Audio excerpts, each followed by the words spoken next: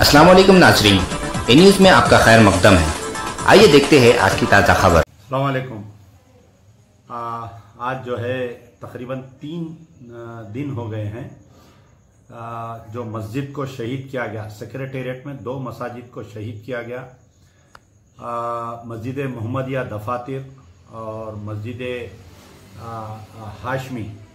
तो सबसे पहले मैंने इस बात का ऐलान किया था कि इस मस्जिद को जो शहीद किया गया ये बहुत ही सोची समझी साजिश के तहत शहीद किया गया। बाज़ाफ्ता चीफ मिनिस्टर के टेबल पे प्रगति भवन में मस्जिद को शहीद करने का एक प्लान डाला गया और इसको इम्प्लीमेंट किया गया। और मैं बारहा कह रहा हूं कि इसके अंदर कुछ हमारे भी है, कुछ पराये भी है इसके अंदर जो शहीद किया गया। शहादत होने बाद में सबसे पहले मैंने आवाम के सामने इस बात को लाया, बाद में अखबार सियासत ने लाया। लेकिन कई लोग जो है चीफ मिनिस्टर के ट्वीट का हवाला देते हुए कह रहे हैं कि चीफ मिनिस्टर ने माजरत खाई की है कि वो मसाजिद को और मंदिर को शहीद कर दिया गया, और उस चीफ मिनिस्टर के ट्वीट को यकीन कर रहे हैं लोग। सबसे पहली चीज। फिर दूसरी चीज जो है, चंद हमारे उलमा मशाइखीन, होम मिनिस्टर का जो बयान आया कि मस्जिद को शहीद नहीं किया गया, कुछ हिस्से पे मलबा गिरने से मस्जिद को नुकसान पहुंचा है, ये भी सरासर गलत है। चीफ मिनिस्टर का बयान भी सरासर गलत है। चीफ मिनिस्टर और महमूद अली के बयान के साथ असदुद्दीन ओवैसी का ट्वीट और असदुद्दीन ओवैसी का एक बयान आया कि चीफ मिनिस्टर जो माजरत खाते हैं, I welcome the chief minister statement. और असदुद्दीन ओवैसी ये बोल रहे हैं कि कंट्रैक्टर के ऊपर केस बुक करो। लेकिन आज के यानी तेलंगाना टुडे एक अखबार है, इंग्लिश डेली, उस अखबार में जो है जिसके अखबार के मालिक है K T Rama Rao, minister for municipal administration और वर्किंग प्रेसिडेंट टीआरएस है, ये इनका खुद अखबार है। इस अखबार में जो है आज एक प्रेस कॉन्फ्रेंस छपी है।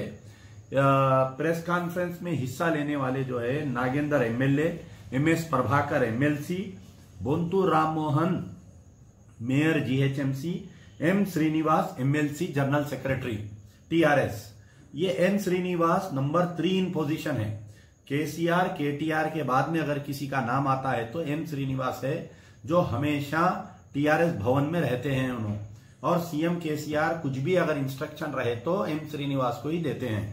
तो आज का जो तेलंगाना अखबार में आया है, opposition misleading court and the people, TRS, ये है अखबार की कटिंग। देखिए आप। अब इसके अंदर अखबार में जो मैं कह रहा था कि कुछ अपने भी है, कुछ पराये भी है इस साजिश में, जिसमें 2 मसाजिद को सोची समझी साजिश के तहत चीफ मिनिस्टर केसीआर और इसके अंदर सब मुलविस है।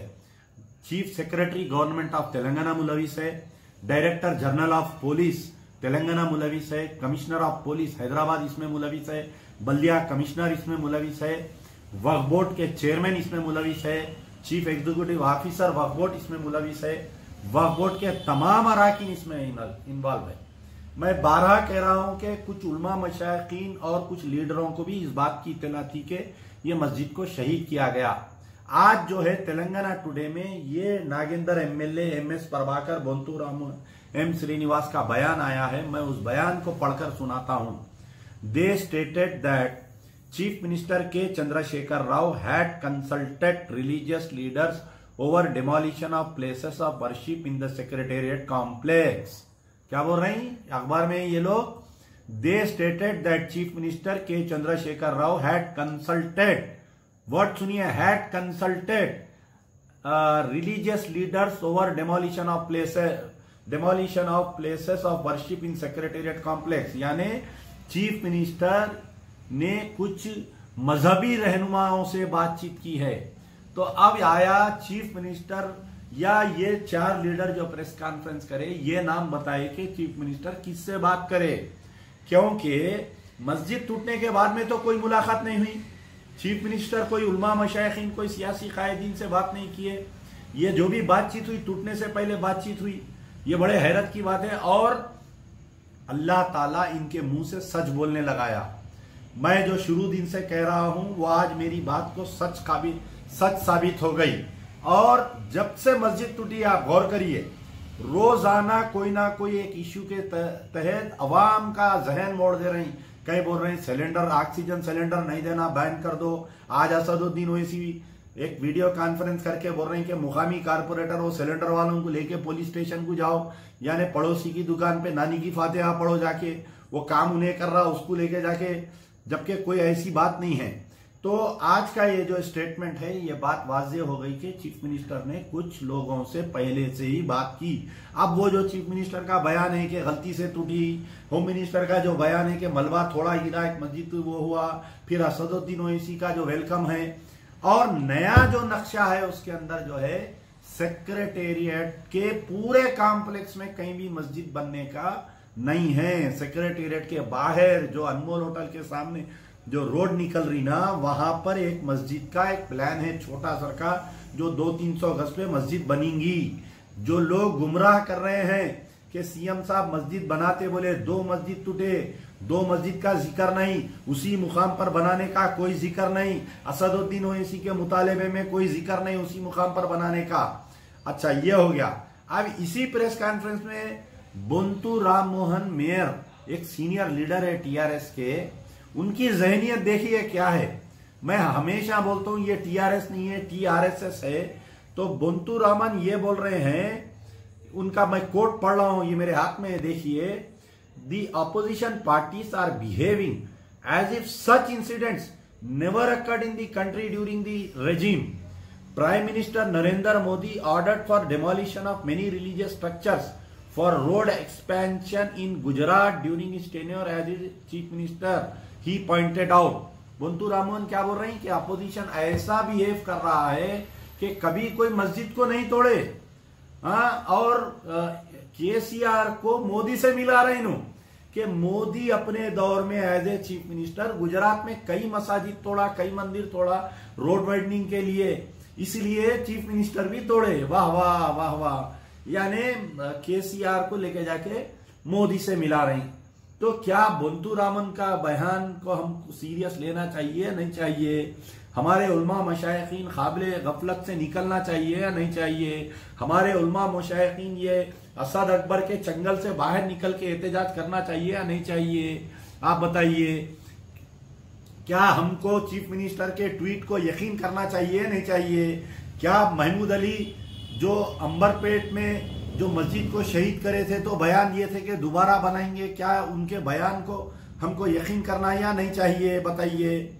जब से टीआरएस पार्टी पावर में आई अब तक कई इबादत गाहों को, मस्जिदों को शहीद कर दिए। मस्जिद खाना को शहीद कर दिए अंबरपेट, खम्मम में एक फॉरेस्ट वाले एक मस्जिद को शहीद कर दिए, आज तक वैसी पड़ी हुई है। नारायणपेट में आशुर खाने को शहीद कर दिए, अब ये 2 मस्जिदों को शहीद कर दिए। 2-3 दिन का इश्यू बना के रखे इसको, अखबारात में बयानबाजी आएंगी, बाद में अवाम मसरूफ हो जाएंगे। सिलेंडरों में ऑक्सीजन सिलेंडर में अवाम को मसरूफ कर दिए।